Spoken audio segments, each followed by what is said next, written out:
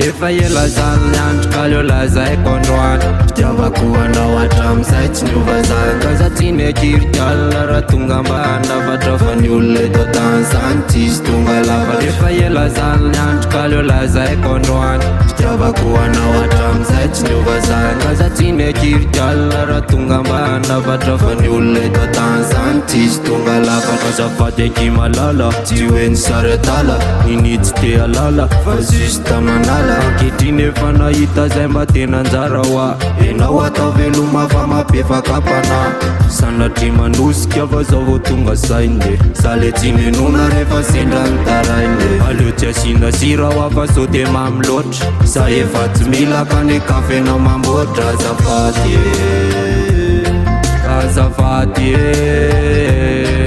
efa ela zany ny avitry ka leo lazaiko androany fitiavako anao hatramizay tsy niova zany kaza tiany akirikalina raha tonga ambany lafatra fa ny olona eto tany zany tsisy tonga lava azafady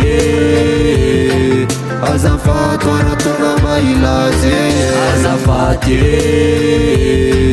azafady fa zaho tsy very nitsony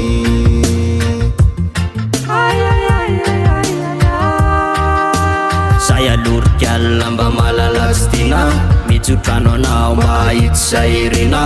okizay le refo mofazako efa leo tsy mety itsony falo farananeo efa ela zany ny avitry ka leo lazaiko androany fitiavako anao hatramizay tsy niova zany kaza tiany akirikalina raha tonga ambany lafatra fa ny olona eto tany zany tsisy tonga lafatra efa ela zany ny avitry ka leo lazaiko androany fitiavako anao hatramizay tsy niova zany kaza tiany akirikalina raha tonga ambany lafatra fa ny olona eto tany zany tsisy tonga lafatra tonio alony fo fa za tsy tianandro enao ny sebelo teny tsy pako ambava fo andehana zavady kiala kely ty fa za tsy milandry efa ampizay aky aorony etandry mandehana zavady teo eto atramy fli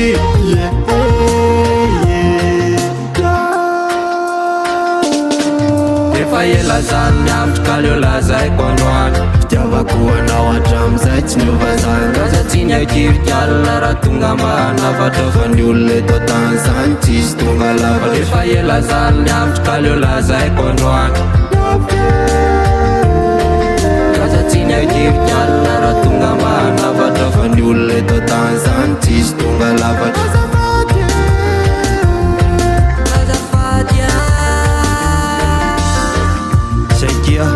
de veloma mampamangy any am'zay vadidry any aorinany efa teo ihany mantsy zany ny ala de efa nahitany filinina ndry hatramizay veloma baibay indry de courage amin'ny fiainany bay azafady